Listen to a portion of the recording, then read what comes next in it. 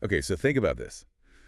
What if everything you've ever wanted, that dream job, maybe perfect health wasn't just luck, but something you could actually think into reality? That's a big question. Like, could your thoughts literally change your world, not just how you feel about it? Exactly. Welcome, everyone, to the Gist Gab Podcast. We're the place where we, unpack big ideas and sometimes surprising stuff. Yeah, we try to get to the heart of it. And today we are definitely getting into something huge. A book that, well, it caused a massive stir globally. Sold over 30 million copies. Right, you're talking about Rhonda Byrne's The Secret? That's the one. It basically claims there's this hidden universal law that affects, well, everything. So we're going to explore what it says, how you supposedly use it, and importantly touch on some of the critiques to give you the full picture. Sounds good. It definitely generated a lot of buzz. So let's start with the core idea. What is the secret? Well, the book says the secret is the law of attraction. Simple phrase, right? Like attracts like. Okay, but what does that actually mean in practice? It means, according to the book, that your thoughts aren't just passive things floating around in your head. Yeah. They're presented as actual magnetic forces. Magnetic. Yeah, like they're constantly emitting frequencies, and those frequencies attract similar things back to you. Experiences, situations, people. The book literally says thoughts become things, doesn't it? It does. It uses analogies like your thoughts are seeds. And, what you plant is what you harvest. Makes sense metaphorically. And it emphasizes this isn't just a mood thing, it's a universal law. Absolutely. Right. As impartial as gravity is how they put it. Like gravity doesn't care if you're a good person or a bad person when you step off a roof. Exactly. The law just is. And the book connects this directly to our lives now. It states pretty boldly, your life right now is a reflection of your past thoughts. Wow. That's quite a statement. It implies enormous power, but also responsibility, maybe. For sure. And that actually brings up a common problem people run into when they try to apply this. Oh, yeah. It's focusing on the negative. But maybe not in the way you'd think. It's about focusing on what you don't want. How does that work? Like if I'm thinking, I don't want to be in debt. Well, the book argues that by focusing on debt, even in the negative, you're still putting your energy and attention on debt. You're kind of broadcasting that frequency. Ah, so you inadvertently attract more of it. Yes. There's that phrase, what you resist persists. That's the one. The act of pushing against something mentally can actually keep it stuck to you, according to this view. Okay, that's a really powerful idea. This notion that focusing on the negative, even to avoid it, draws it closer. But, we have to acknowledge the flip side. Right. While The Secret really champions positive thinking for manifestation, critics do raise a flag here. They often say, look, this risks oversimplifying things. How so? Well, they argue that life is complex, right? It's not just thoughts. There's personal effort, there are external factors, economic conditions, social structures, systemic issues, things that aren't just in your head. Yeah, things outside your direct control. Exactly. And the concern is that if you believe only your thoughts matter, you might feel disillusioned or even blame yourself when things don't work out, especially if you're facing really significant challenges. It could potentially undermine your sense of agency in some situations. That's a fair point to bring in, acknowledging the other factors at play. So given this power of thought, how does the book actually tell you to use it? It lays out this creative process. 3 steps. Ask, believe, receive. Let's break down ask. Okay, ask. This is about clarity, getting really specific about what you want. The book suggests literally writing it down. In the present tense, right, as if you already have it. Yeah, exactly. And making it a habit, almost like placing an order with the universe. They use that analogy of Aladdin and the genie. Your wish is my command. Right. You just have to be clear about the wish. Okay, so you've asked. Step 2 is believe. That sounds harder. It probably is the hardest part for many people. It's about cultivating this deep, unwavering faith that what you asked for is already on its way or even already yours. Even if you don't see any evidence yet. Especially then. It involves a lot of visualization, trying to feel what it's like to have it. The book says, if you see it in your mind, you're going to hold it in your hand. And then the final step is receive. How does that work? Just wait by the mailbox. Not quite. It's more about getting into the feeling state of already having received it. Feeling good, feeling grateful, anticipating it joyfully.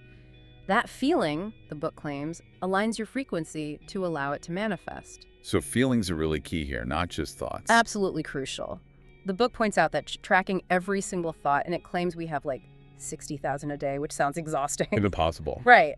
But feelings are like your internal guidance system.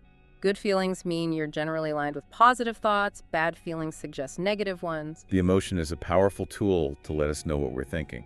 That's a quote from it, isn't it? Yep. And it goes further, saying that the feeling of love is the highest frequency you can possibly emit. So tapping into love, gratitude, joy, those are powerful amplifiers. That actually resonates. Focusing on positive emotions generally feels better anyway. Beyond the 3 steps, what about daily practices? Gratitude comes up a lot. Huge emphasis on gratitude. It's presented as a way to instantly shift your focus from what you lack to what you have, from scarcity to abundance. And the book claims it's practical too. Like it actually helps bring things to you. Yeah, it calls gratitude one of the conduits by which your wealth will come to you, like it opens a channel. Interesting. And visualization. We touched on it with believe. Right, it's a major tool. They quote Dr. Dennis Waitley saying the mind basically can't tell the difference between something vividly imagined and something actually happening. So imagining success primes your mind and maybe the universe for it. That's the idea. John Assaraf's story about his vision board is a famous example in the book. He put pictures of things he wanted, like a house, on a board, looked at it daily, and eventually, years later, realized he was living in that exact house. That's a pretty compelling story. And then there's expectation. Yeah, simply expecting good things to happen. Cultivating that positive anticipation is seen as a powerful, attractive force in itself. If you expect doom and gloom, well, you might just get it. Okay, this all sounds quite empowering, focusing on feelings, gratitude, expectation. But again, let's bring in that critical lens. Okay. These methods, visualization, positive thinking, they sound good, but critics often worry about, again, that oversimplification issue. What's the pushback here? Well, the concern is that it might lead to disappointment if things don't manifest exactly as you visualized or hoped. Life throws curveballs, right? Always. And while positive thinking itself is generally seen as beneficial for well-being, psychology backs that up to an extent. The criticism is that The Secret sometimes presents it almost as a magic formula. Like it's a substitute for taking action or dealing with, real underlying problems. Exactly. It might create this expectation that just thinking is enough, which can be frustrating or even harmful if it stops someone from seeking practical help or making necessary changes. Right. Finding that balance between mindset and action seems key. So how does the book suggest applying all this to really concrete areas? Let's talk money. Okay, money. The core message is shift your focus from lack of money to abundance of wealth. Stop saying I can't afford that. Right. Flip it. Affirm I can afford that. Feel abundant. They even suggest some slightly quirky techniques. Like the Bank of the Universe check? That's the one. Printing a blank check, writing your name, filling in the amount you desire, and looking at it often. It sounds a bit out there, maybe. But I guess the act of writing it down forces clarity, like the ask step. It does force you to define it. And another interesting point is about giving. Giving money away to get more seems counterintuitive. The book frames it as demonstrating your belief in abundance. By giving even small amounts, you're apparently signaling to the universe, I have more than enough, which then attracts more back. Okay, interesting paradox. What about relationships? Can you attract the perfect partner with this? The principles are similar. It's about aligning your thoughts, feelings, and actions.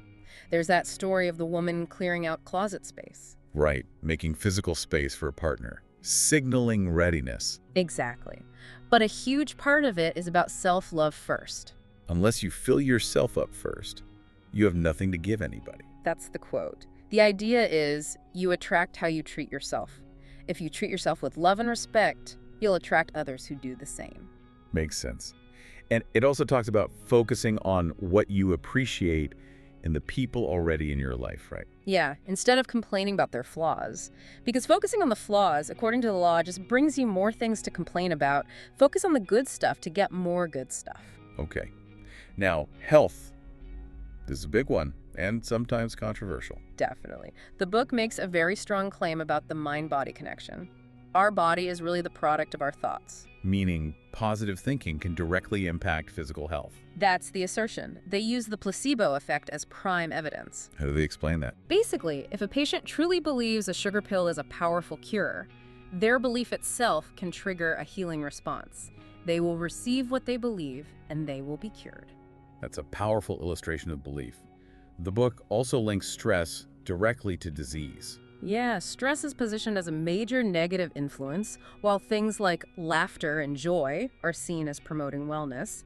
They share some really striking anecdotes. Like Kathy Goodman, recovering from breast cancer using laughter and gratitude. Yes, and Morris Goodman, the miracle man, who supposedly visualized himself walking again after being completely paralyzed and eventually did. He had that quote, "Incurable means curable from within." Right. It even touches on aging, suggesting our perceptions of getting older are mental constructs, and the body is always regenerating. These stories are incredibly inspiring, but again, the critical perspective is important here, especially with health. Absolutely vital. While the placebo effect is real and shows the mind's influence, it's not a universal cure-all. It doesn't work for every condition or replace necessary medical treatment. Exactly. Critics worry that blending psychology and medicine this way can sometimes oversimplify really complex health problems.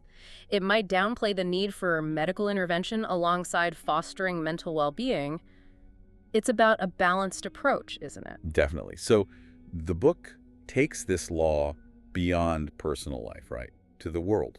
Yeah, it applies the same principle. What you resist, you attract. So constantly focusing on fighting against things like war or poverty might, paradoxically, keep energy focused on them. So instead of being anti-war, Be pro-peace, like Mother Teresa famously said. Focus energy on creating the desired positive, not just battling the negative. and it ties us into the nature of energy itself. It does. It talks about how everything, including us, is energy vibrating at different frequencies. Now, frequency here is maybe more metaphorical than scientific. Right, not like measuring hertz, but more like a vibrational quality of thought and motion. Precisely. And it says you are the most powerful transmission tower in the universe, constantly broadcasting your signal. Wow.